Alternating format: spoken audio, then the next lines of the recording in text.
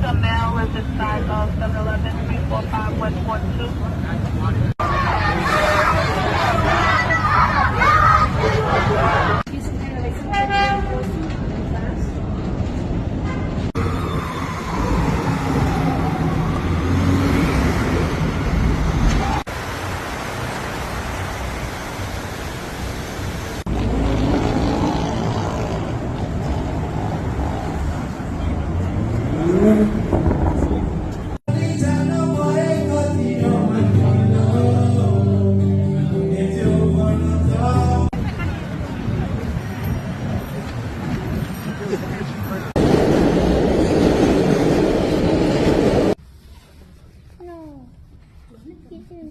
No, you didn't pull the finger.